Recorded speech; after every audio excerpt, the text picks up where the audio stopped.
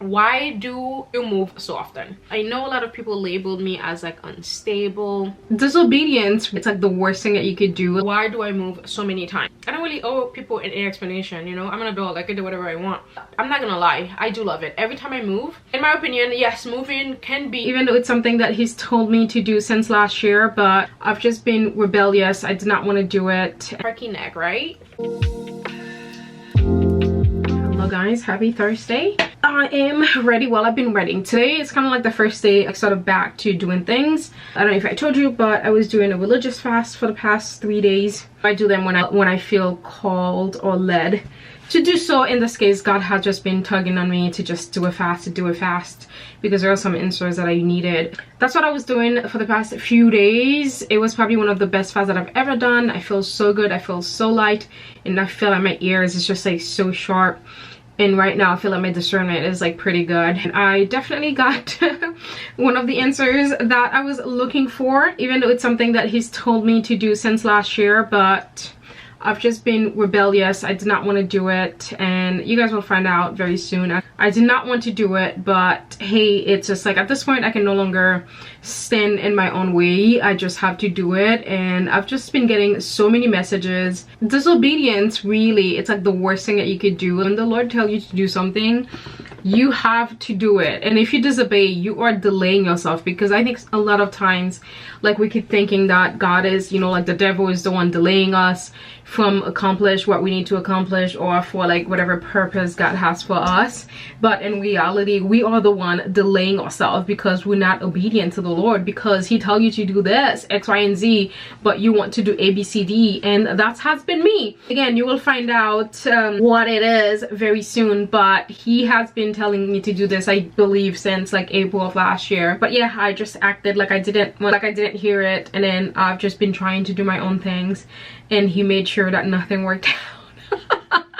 It's just so funny to me that you could try to like do the other thing and God would just be like, nope, not happening. And again, I will go into detail much later, but hold on. Before I do that, let me actually tell you about my makeup for today, because it's really like a reference for myself sometimes if I'm ever looking back at my videos, so I know exactly what I'm doing. Because a lot of times I go back to like a video and I cannot for the life of me remember what I was wearing in that video. Interesting.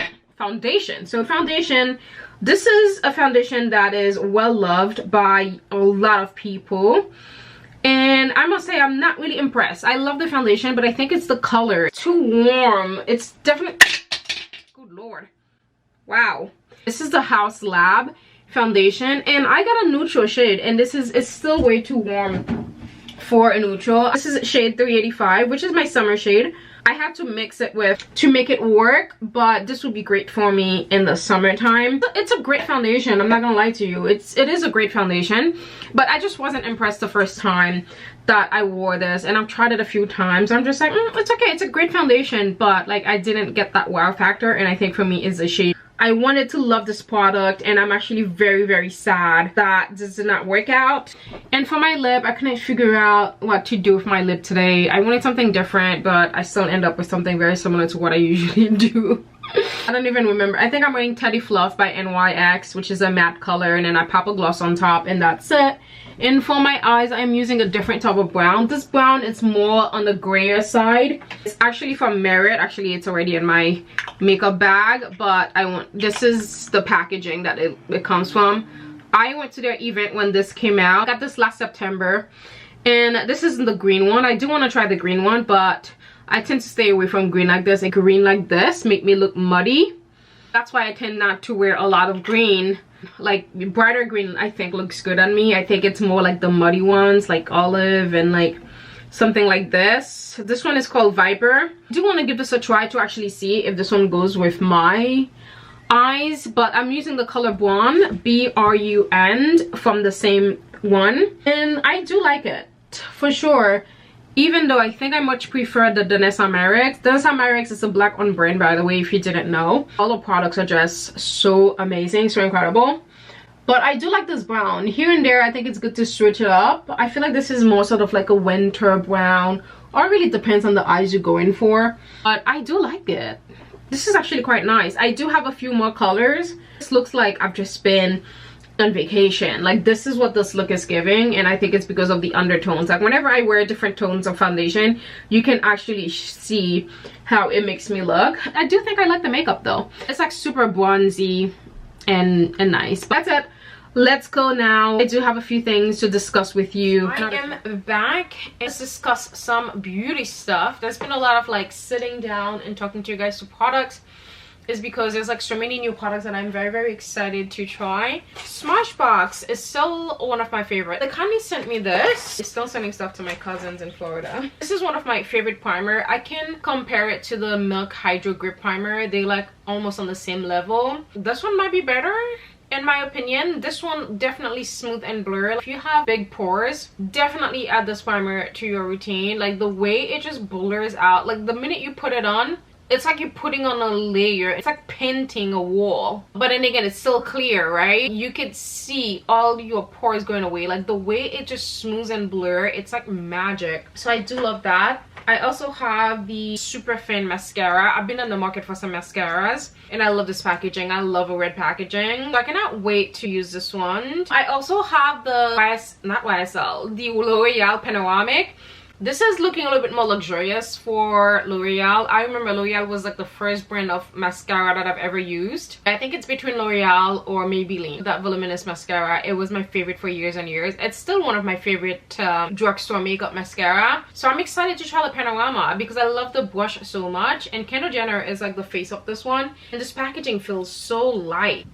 It's like it weighs nothing. I'm gonna save this one into my makeup for when I move, because my move might be happening closer than I thought. I'm going to start packing my stuff. And then I got this Kohl pencil in Raven. It's a black, it's waterproof. I don't really mess with like anything that says waterproof. It's just too much for me because I don't like to fight with my makeup when I'm trying to take it off. This may not be the perfect product for me, but I know there would be a time like when I can actually use this. I'm actually compiling a list of waterproof things that I have because there is actually a shoot that I've had on my vision board, not vision board, like on my mood board. I've got this lip thing. Actually, this is gonna go really well for the shoot that I'm gonna do. This is in the color Boss, spelled in kind of like Boss Lady from the Lip Bar, which is a black on brand. This is not a black on brand, so I'm actually very surprised that they, you know, they call this color Boss, B-A-W-S-E. Interesting. This color, it's like a perfect pinky red. It reminds me of the old liquid matte lipsticks, which I'm not a fan of anymore because now I'm a gloss girl. Like, give me the gloss. I don't mind reapplying my lipstick 5 times a day, even though I don't reapply it that much. I can reapply my lipstick 5 times a day, and what I love about it, every time I reapply it, the lip changes. It becomes a different lip. Like, I find that to be so fun compared to before. I used to put my lipstick on during the day and it never changes until the time I take it off at night. Those days are over for me. I just love the gloss. I just feel like it just makes you look so young and fresh and nice. I love a glossy girl. Like earlier, my lips was different and I just added something else to change it a little bit because I wanted it to be more pink. It was looking a little bit too peachy for my liking. I'm going to save it in that box of those products because again, there's a shoot that I want to do and I need waterproof things for that shoot. And then I've got this lip pencil. This lip pencil, I actually want to use this tomorrow. This reminds me of my favorite lipstick. It's Chai, one of my favorite Chai. It's the same color. This lip pencil is the same color, so I'm gonna use Chai tomorrow. I haven't used Chai in a while, so tomorrow we're gonna go back to using Chai. So I'm gonna put this one out. For this, since I already have a backup, so I think I might put it in a box to give someone because I'm actually putting bags together of all this stuff before I move. I think I was showing you last time and I didn't finish. This is the YSL All Hours. You guys know the YSL All Hours foundation. It's like my favorite foundation. This is what it looks like. Sadly, they sent me the wrong shades. Like, this is too dark. These halos, the halo line or branch from Smashbox, it's actually one of my favorite line from them. It's kind of like reminds me of the Hourglass one. This is what it looks like. So it has blush, it has highlight. This color is going to be superb in the summertime. My goodness, I cannot freaking wait to wear this. I've actually already put some of it on here on me. So tomorrow I want to do like a super mauvey pink look.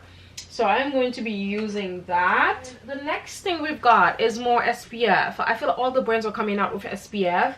And also, if you want to know the most popular skincare ingredient this year is going to be peptide. Prepare yourself to see peptide literally everywhere. Last year was HAs, BHAs. This year is peptide. And peptide is actually one of the things that keeps your skin looking super young. Actually, I have a friend, he's in his 40s, and I was just like, oh my goodness, I was obsessed with his skins. It was so smooth.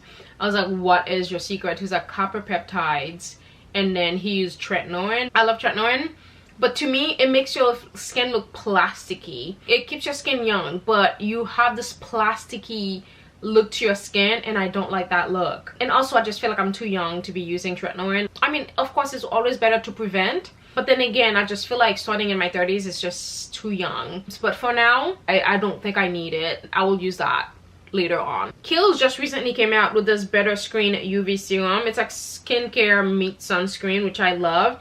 I've just tried some of it on my hands. Fantastic. Oh, this one is so good. This one has collagen peptide, which helps visibly correct fine lines, uneven skin tone, and dull skin. Can you talk about a better combination than this? I think I'm gonna put this out right now so I can start using it.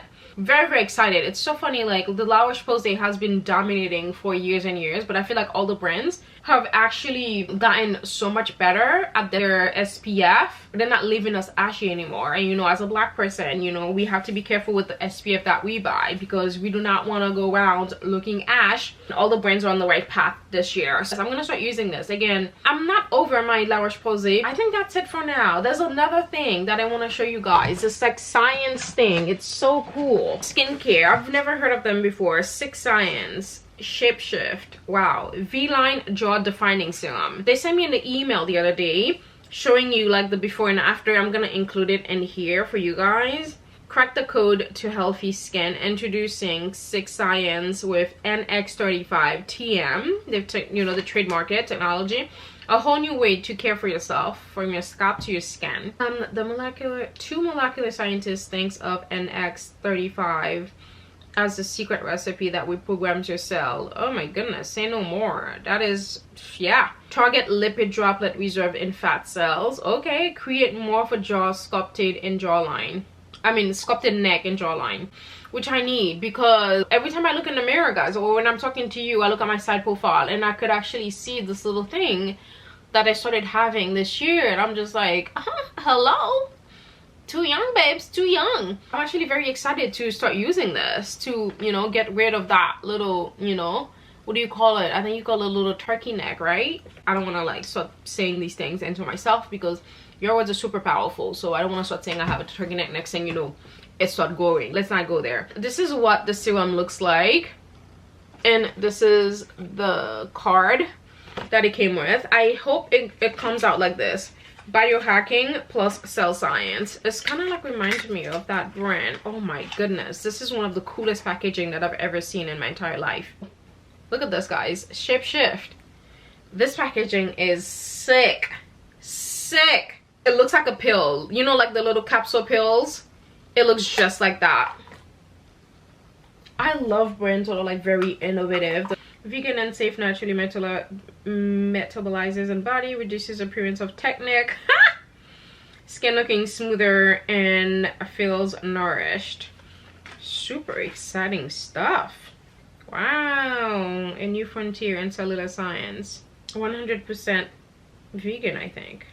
Very, very intrigued about. This is it. I'm gonna do just a little bit of cleanup and then I'll come back and talk to you guys about something. Let's discuss. This might be some questions that you have for a really, really long time, and I've spoken about it in so many times, but I've always deleted that part from the video when I'm editing it because I realize that I don't really owe people an explanation. You know, I'm an adult. I can do whatever I want. If I want to move, I can move. But why do I always move, or why do I move so many times, right? This person left this comment. I hope this question doesn't offend you.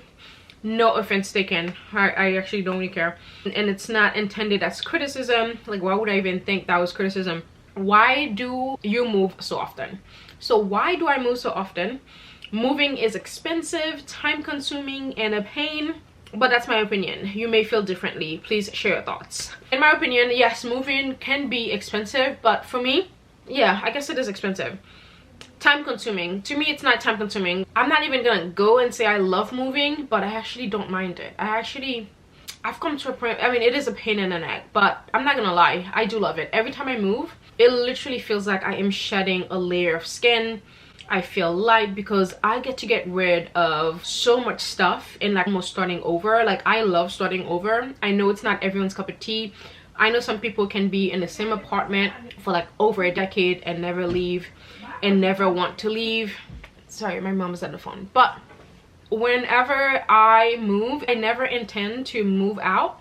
It's that something always happens. It's kind of like you make plans and God laughs, right? So a lot of time that I moved, it's not because I wanted to, it's because I was forced to move. And pretty much all the times that I've moved, it's because I was sort of felt, you know, forced to move. It's not because that I really want to move every couple of years. It's just like, I don't know what it is. Like, every time I move somewhere, like after a year or two, like something, I don't want to jinx myself, but something sort of happened where I have to move. It's just, like I said, it's not my intention to. It just so happens. I lived at home until my late 20s. I think I was like 27 when I moved out. I stayed throughout college. I didn't want to go to college out of state, you know. I didn't want to like be away from home. For college, I wanted to be home, so I stayed and lived at home until after college because I didn't mind being at home. I'm Caribbean. If you know anything about Caribbean parents, if it was for them, you don't ever have to leave, ever have to move. You actually move out on when you are ready to get married. You don't move out. You don't go out and start paying bills on your own just because you can, you know. At 18 they kick you out. Not Caribbean parents. Caribbean parents want you to stay home literally until you're 70. Like, they don't ever want you to leave their house. It's just the way it is. My mom is the same way. Like, she doesn't want me to move anywhere. She doesn't like it when I live anywhere else. Like, I moved because I wanted to move, not because she wanted me out. If it was for her, I would have never moved out of here. So technically, in our household, in our culture, you move when you are married. And sometimes even when you're married, you still live at home or your parents still live with you to capacity. But I wanted, you know, the city girl. I've always loved New York City. My parents live outside of the city. We live in the suburbs. So me personally, I've always loved New York City, and I'm like, I need to live in New York City. I got a job in the city. I moved. My first time I moved was in Brooklyn. So I moved to Brooklyn. I've been in an apartment for like almost 2 years. I think I was about to make 2 years in just 2 months. I got robbed. I don't know if it was super, but it was definitely someone who had the key to my house. But I got robbed. I wasn't at home when it happened, when the robbery happened. So I was at work or something when the robbery happened. So they stole my cameras. Yeah, they mainly stole my cameras. The reason why I suspected it was the super is because the super used to kind of like always watch me like in the lobby taking photos with my camera and everything like that. So they stole my vintage camera, they stole my lenses, they stole $1,000 worth of product from me during that robbery. So I had to go to the police station and make a police report, and the apartment complex ended up reimbursing me for everything that I lost there, which was pretty nice. They ended up sending me a check. But when that happened, I couldn't live in the apartment anymore because I had PTSD. Like, every time I was so paranoid. For like the next 2 months after the robbery happened, I was so paranoid. I couldn't live in the apartment because at the time I was living by myself and I couldn't sleep there anymore because I always thought that, you know, if they can come and steal the camera, they might come and do something to me. So I couldn't sleep at night, even though I had to put like a bunch of things in front of the door and everything like that. Like I said, I had PTSD because of that robbery. Again, I wasn't at home when the robbery happened, but at the same time it still gave me PTSD because I always thought that, hey, someone has the key here and then they're gonna come and do something to me. So I couldn't sleep. So for my peace of mind, so I had to move. So I ended up moving out. And at the time, I was dating someone who lived in the Bronx. He ended up finding me an apartment actually in the Bronx. So that's when I moved to the Bronx. So I moved to the Bronx in a house on top. The owner lived downstairs and then I had the top floor to myself. But they're like the most annoying landlord. Like, that's why I'm like, I could never live with my tenants, and vice versa. They were the most annoying people on the planet. It literally felt like I was still living at home with my parents. But the thing is, my mom is just like super chill. Like, my mom, it's just the chillest person that I know. And my mom was like a soft parent. Like, my mom never raised her hand at us. Never. Like, I cannot tell you, my mom never hit me since I was a child. She never yelled at me. Never. Like, since the day we were born, my mom allowed us to do whatever we wanted. And honestly, sometimes I wish she was a little bit stricter. My dad was stricter, but again, my dad passed away when I was super young. I think made my mom even more soft to us. And if you know anything about Caribbean parents, like, you get like you know, you get whooped. Not my mom. My mom never whooped me in my entire life. None of us. She's literally like the softest parent. Like we could do whatever we want. I was living and the landlord was downstairs. Like anything that I did was a complaint. They had their entrance on the side by the garage, and then my entrance was in the front of the door. It was the main entrance. That's my entrance because they use the side entrance. Like if it's raining, I come home and I leave the umbrella, you know, they would reprimand me. Like literally everything I do, if I have guests over, they would, you know, they would be into it, they would say something about it. Literally everything that I did was a problem. So the last straw for me was, plus we didn't have laundry. Mind you, everywhere that I live, we've always had laundry in the building. Didn't have laundry, so it was a pain for me, like going out to do laundry. I must say I might be one of the, you know, person that has been spoiled by all my apartments. Pretty much all the apartments that I lived in the city have always had laundry in the building, thank God. And the only time I didn't have laundry was when I lived in the freaking house. You would think I would have like a washer and dryer when I lived in the house, but I didn't. I think it's just for the noise. He probably didn't want the noise. Like if I made like the slightest amount of noise, it was bad. And also the other reason why, I have terrible dust mite allergies, so I could barely sleep in that apartment because we had carpet in the bedroom. I couldn't remove the carpet, and when I tell you, like, my allergy to dust mite is so bad, like I would go to bed, like my nose would be running, it's just like I couldn't breathe. It was close to impossible. There's a lot of things happening. The landlord is always have to be in my business, always like, you know, looking, so nosy. Plus, you know, like the dust mite, I couldn't breathe, like going to bed was a problem. The last straw for me was, I think Optimum was coming to do something for my internet, and then like he refused to let them in to the area falls over their house, their part of the house. I mean, it's their house, I'm just renting it, so I just need the Optimum people. They wouldn't open the door, or they wouldn't let them in that area so they can fix my internet. I was having so many issues with my internet. That was kind of like the last straw for me. I was just like, I can't deal with these people anymore, it's just time to move. So I ended up moving. The next, then I moved from the Bronx, I go back to Manhattan. That's when I live in Stuytown. Stuytown was amazing. One of my favorite places that I ever lived, if not my favorite place, honestly, in terms of like the city. Because in Stuytown, when I'm there, it felt like I'm not even in New York by how quiet it is. But then again, I step outside, I'm just right back in the sauce of New York.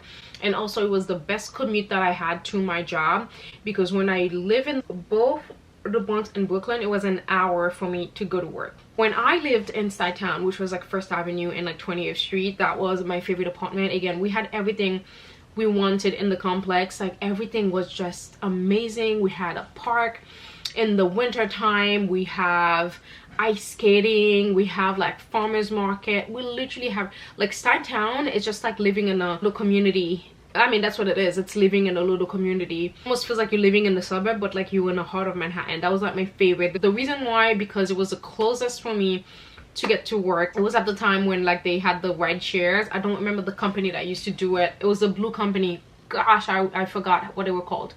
But I used to pay like $5 to get to work every day. So plus I could get on the bus. That was like the fastest for me. I could get to work in like 15-20 minutes. That was, oh my goodness, perfection. It was when I really had the best time of my life living in Manhattan. Like I'm just finally, I'm in Manhattan. I'm like, I wish I had done sooner. Like even though if it's living with roommates, but I still wish like I would have done it, because there was no reason for me to just be in the Bronx, all the way in the Bronx by myself, not being able to like go to events sometimes because it's just too long for me to go take the train to the Bronx or to Brooklyn and then getting ready and coming back to the city. But when I lived inside town, that was the best time that I had my entire life. It was I don't know what it is, just that location was really when I got to truly experience what it felt like to live in New York. In my opinion, if you've never lived in Manhattan, it's like you don't really like get to experience New York City. Like the true New York City, you get to experience that when you actually live in Manhattan. Maybe Brooklyn, because Brooklyn, it's sort of like its own little Manhattan, so you don't ever have to live Brooklyn if you don't want to, for sure. But nothing will top living in a Manhattan. Nothing. Like even if you have to suck it up and get roommates, I would say do it for a year. If you want to experience that quintessential sort of like New York lifestyle, you have to live in the city. You have to live in Manhattan. You have to do it. that was the best time. And then I started thinking like, wow, I really did myself a disservice, like living in Brooklyn, like commuting all those hours, sometimes not really wanting to go to the things that are happening in the city because I live so far in Brooklyn. I mean, it wasn't that far, but it felt, it was still far. It just felt long distance really. When I lived in Brooklyn, it actually felt the same to get to the city compared to me right here in the suburb. I'm still pretty close to the city. I'm like only an hour away, 35 minutes if I'm driving. But when I live both in Brooklyn and the Bronx, going to the city feels the same as it feels now when I go, which is crazy. That's when I had the best time of my life. I used to go, to bar with my friend after work, like every day. I used to leave my house at 6 a.m. and I wouldn't go back until midnight. Like, that's when you truly got to experience the lifestyle of living in New York City. That was it for me. That was peak. And then what happened? The pandemic happened. Thank goodness I was living outside town at the time, because if I wasn't living outside town for the first year of the pandemic, I would have moved out, and like immediately I would have moved out. I'll just pack my stuff and just leave the city. The reason why I survived like the first year of the pandemic in the city is because I live inside town. Because we had the park, it made it so easy for us to go to the park. We would picnic a lot. I would have my friends come over like in the park, because that's where we could meet people. Everyone would come and meet me at the park. I would bring wine, we would bring food, we will just eat. I used to go to Central Park a lot also for picnics and stuff. The pandemic didn't really like affect me the same way it affected a lot of people that were living with roommates in like small apartments, especially if you didn't have like natural light in your apartment, which a lot of us have to go through. That's the other thing also with my Brooklyn apartment. In my Brooklyn apartment, I had no natural sunlight. It was literally a ghost town. Like, I never saw the sun when I lived in my Brooklyn apartment. It was impossible to like film videos for YouTube. It was impossible to film any content. That apartment was so depressing. So that's the other thing. Not only of the robbery, I couldn't wait to get out of the apartment because I had no natural light. Like I said, the pandemic happened, and then the first year was amazing, and then I was just like, you know what, I need to take a break from the city because things are not the same. I've seen the first half for the pandemic, and I was like, it's really time to get out of the city. I just wanted to be out of the city because the lifestyle in the city compared to the lifestyle out of the city, it was night and day.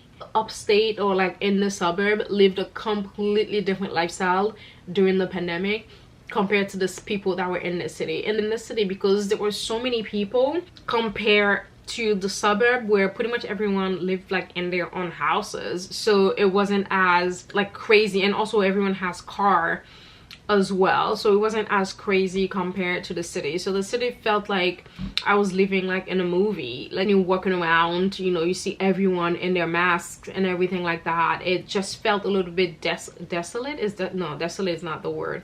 I don't know what the word is, but it just felt like I was like in a movie, like in the apocalypse or something. Like, I was just like, you know what, I need to take the next year away from the city. So I was like, you know what, let me move. So I didn't move back home, but I moved in an area back home. So I went and found an apartment which is like 15 minutes from where my parents lives now. I found like the most amazing apartment there, and I loved it. But then again, I've always dreamed of like living in another country. Like, it's always been my dream. Like, even though I did live in another country and then moved to the US, but for some reason I always wanted to live in another country. And at the time I was planning on moving to London, and then I changed my mind to Paris, and then I did all my paperwork for Paris really, and there was like so much problem with like the paperwork. We had to fly all the way to Atlanta to get an appointment with the consulate, because at the time there was so many. Okay, I feel like I'm skipping a part of the story. So after living in Jersey for a year, it was towards the end of the pandemic. I mean, I feel like we're still in the pandemic in a way, but it was towards the end of the pandemic, like towards the end of 2021. And then I just felt like, oh, I work for myself. I could probably do this job, living abroad and everything like that. So I thought, since you've always wanted to live abroad, if not now, then when? I just felt like that was a perfect opportunity, because I just feel like, you know what, life is gonna go back to normal, even though life has never been normal since 2020.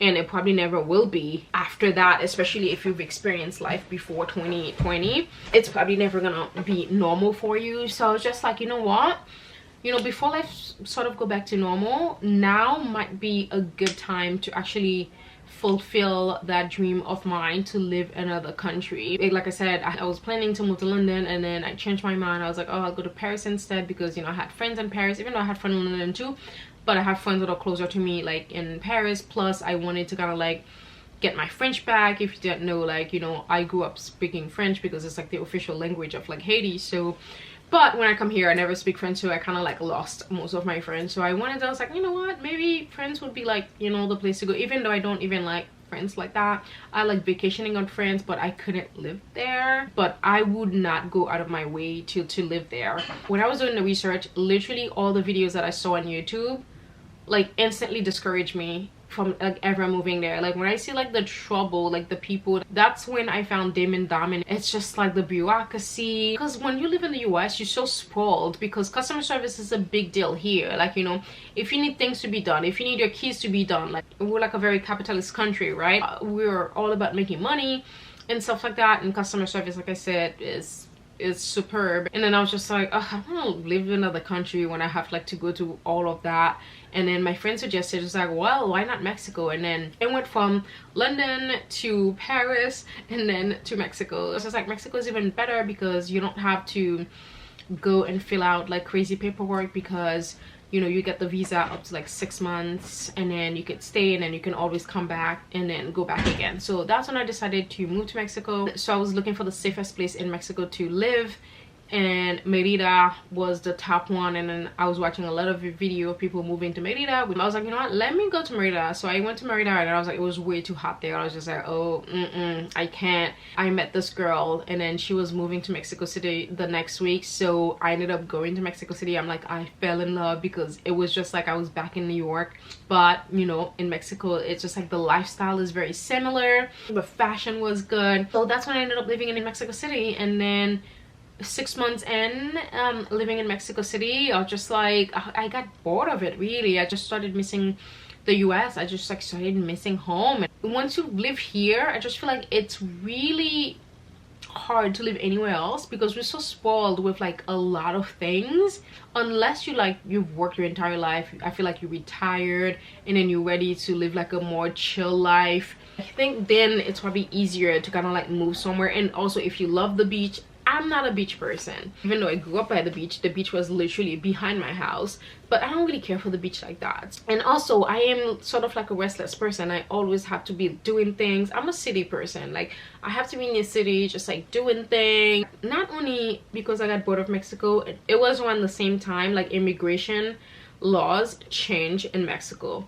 Now when you enter the country, they didn't give you 6 months anymore. There are certain times when they only give you like 10 days or 30 days. I remember like I was traveling here, I came here for like a work or something like that, for a job that I was doing, and then when I got back, I think they only gave me like 30 days. They started to make it more difficult.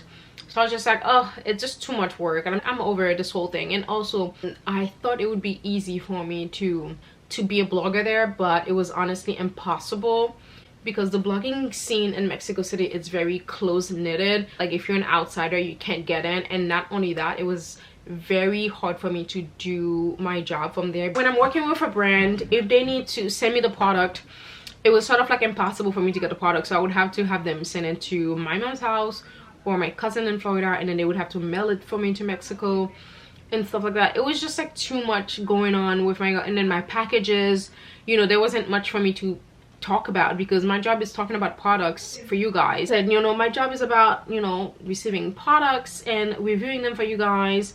And then I will get all my packages. It will just be sitting here for like a couple of months, and then until I come to pick up everything. And then it started to get really expensive, because I would have to like send a ticket to someone to come visit me and bring me the stuff all the time. It just became way too hard for me to do my job there. And also, I was just like missing home, really. After 6 months, that's when I moved back to New York. Like I said, New York has always been the perfect place for me for my job, you know. So that's when I moved back to the city. I moved to the city, everything was good.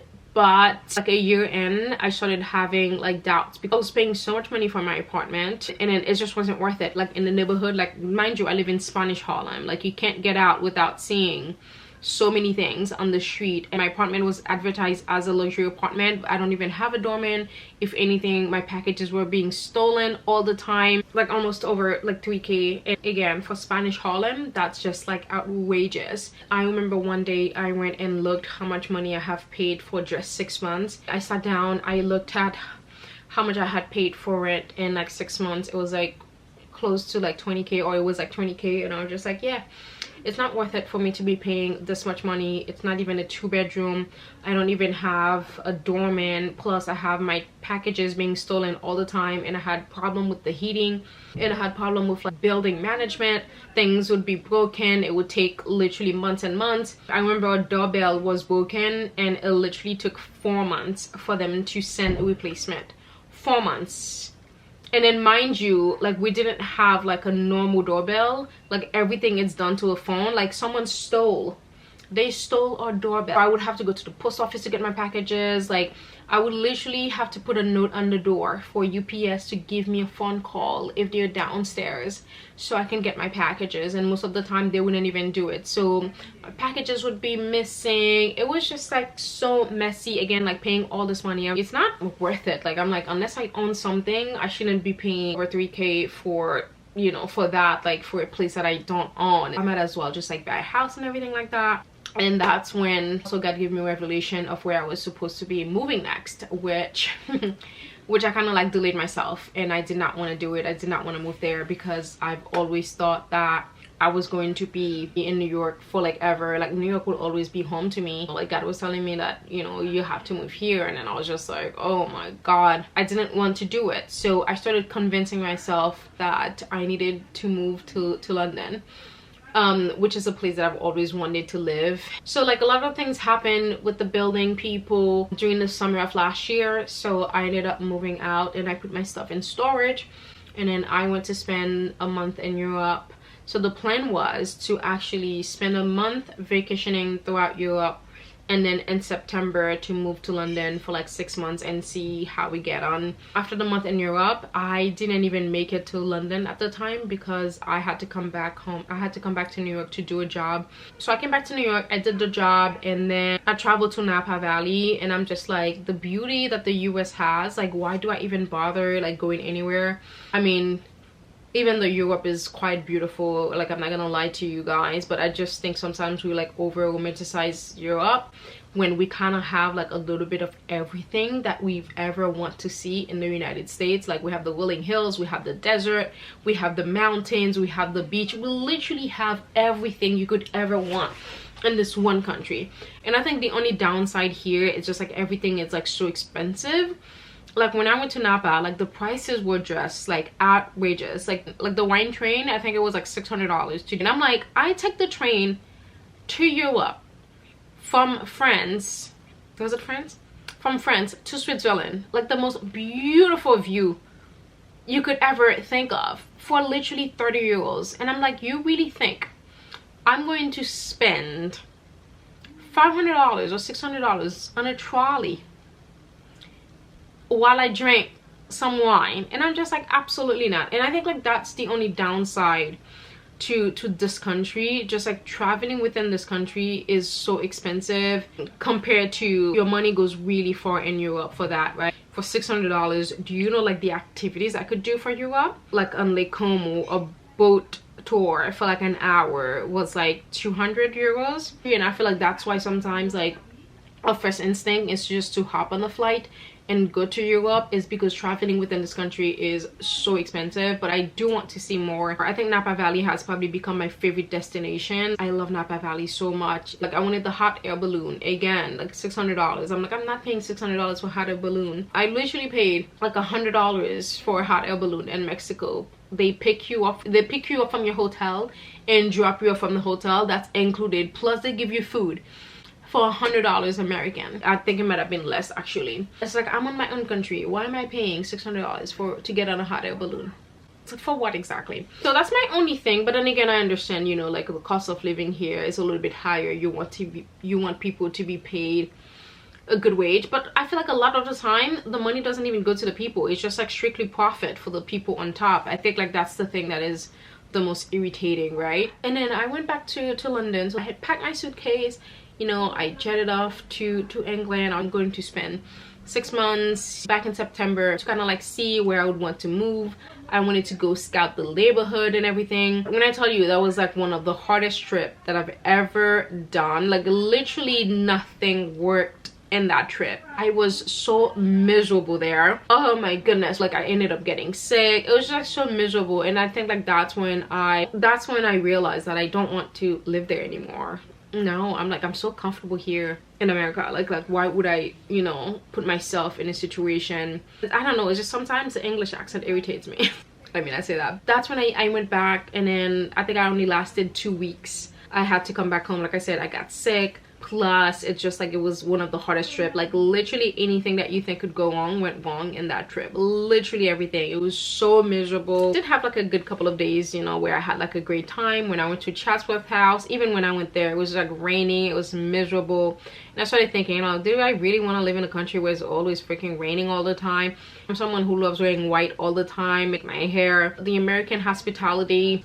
So going back to England in September of last year just made me realize that I didn't want to live there. Like I said, I was supposed to be there for like an entire month to trying to figure out what neighborhood I would want to move to. That's when I realized I was just like, what am I doing here? Like, oh, I just miss home. I came back, and then I've literally been at my mom's house just like waiting for like the go-ahead from God as to what I'm supposed to do, where I'm supposed to move. The best thing for me to do was to actually move back home, because again, my mom's place is always ready for me to come back if I need to come back and figure out where I am to move next. So I thought, you know, maybe I want to like buy a house over here, like whether it's Connecticut or New Jersey, or maybe like where I am and stuff like that, or maybe buy an apartment in the city. So that's why I've been kind of like figuring out, you know, in terms of what I want to do for my next move. I want it to be sort of like my semi-permanent place, because yeah, I'm at that point where I'm actually like a little bit tired of like moving. I'm like, oh, I don't want to like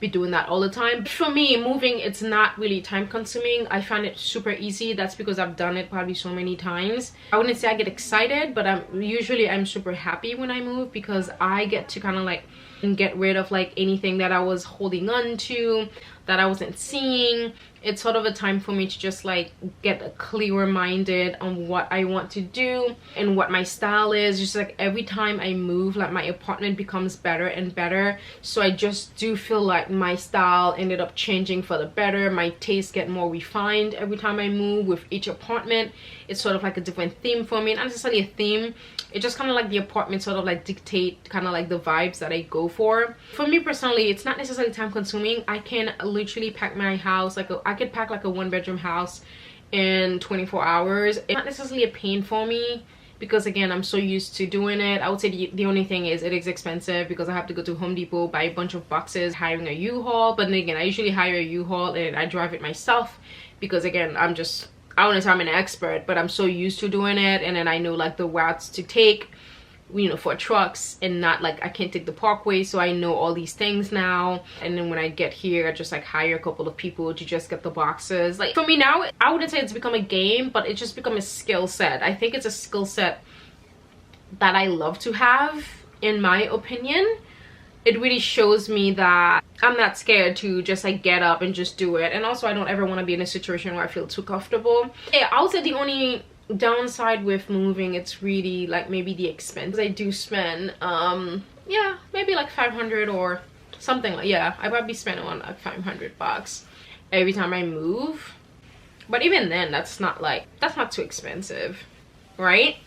Maybe my last move was a little bit more expensive. Maybe it was like 700 compared to my previous moves. I don't even think it's that expensive. Usually it costs me like 500 bucks, and usually I always sort of like have friends who come and help me pack. Just make it like a fun activity. Well, maybe not fun for them, but fun for me, like a fun little activity. But other than that, like yeah, like moving doesn't really bother me that much, again, because I'm so used to doing it.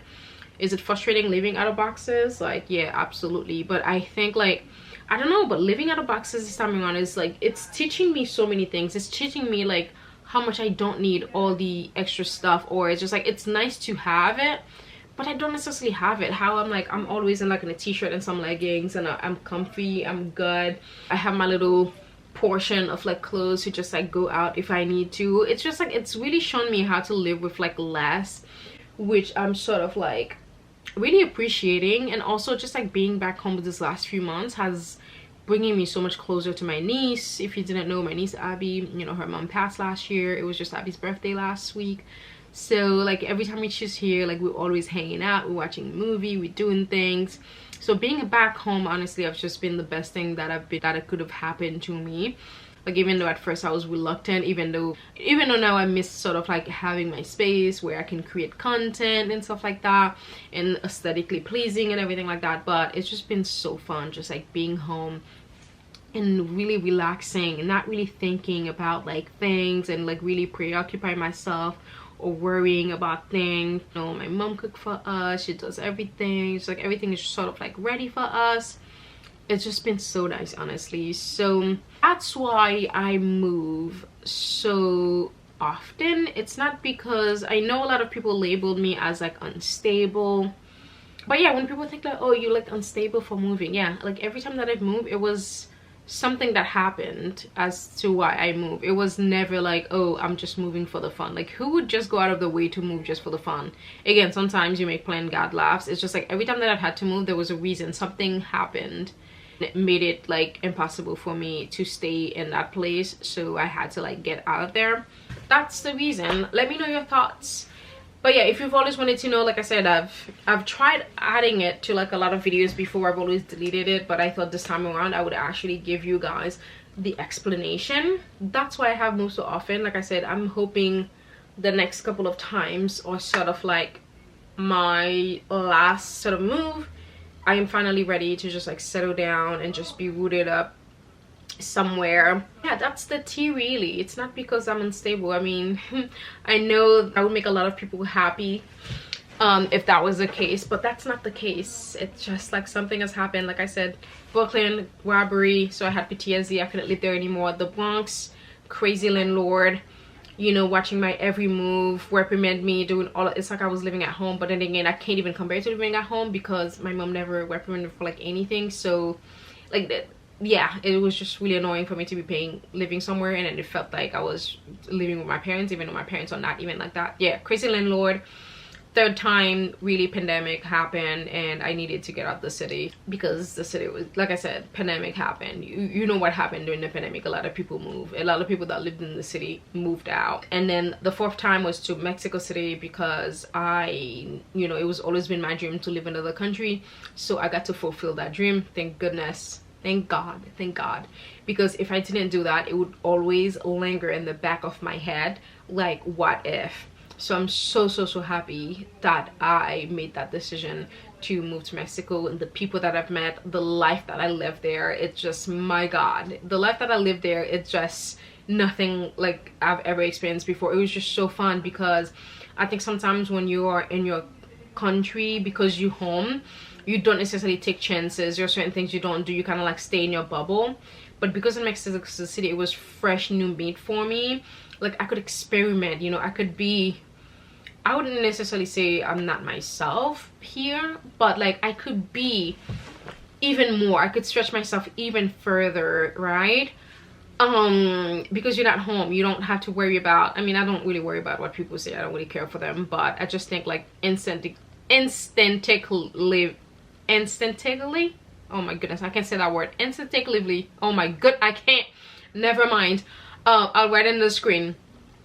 But it's just like, there are certain things you just don't do, I feel like, when you're in your hometown, because I don't know, because you're comfortable there. There's certain things you just don't really do, you know, you don't go out of your way. But like when you're living in a new city, you could just go out, you could just be even like a better version or like another version of yourself that sometimes you imagine in your head but you never get to do. So that's what it did for me. And then for Mexico City, again, it was hard to do my job, and then also I was sort of like missing home. But it was like mostly my job. I do feel like if I had a 9-to-5 job where I could work from home, I would have lasted in Mexico City longer. I would have lasted a year. But after 6 months, you know, it was hard for me to do my job. You know, I had to come back home. So I moved back to New York City. Apartment issues, like paying too much for the neighborhood, you know, everything happening, like violence. It just wasn't worth it. And then I attempted to move to London, it just like I just realized I didn't want to live there. And sometimes when you visit somewhere, you think you could live there until you actually try to do it, and you're like, ugh, never mind. And then now I'm just home, just figuring out where my next home is, really. So that's what it is. So that's why I move so often. And honestly, if I had to go back and change, I would not change anything at all. Like, I would not change anything at all. I'm so happy it didn't work out for me with moving to Paris. I'm so happy it didn't work out with me moving to London. I'm so happy I ended up in Mexico City instead. Like, the people that I've met there, the friendships that I still have till this day, amazing. I'm very, very happy with all the places that I lived in this city. It kind of like showed me different side of the city, like different experience. I just feel like I'm a well-rounded individual because of all the places that I moved, all the neighborhood. I feel like I'm one of the few people that can say that I pretty much live in almost all the boroughs in the city, except for Queens. I didn't do Queens yet, but I guess you can consider that I've lived in Queens, because one of my exes lived in Queens, so I did kind of like stayed over. I guess it's sort of like I live there in a way.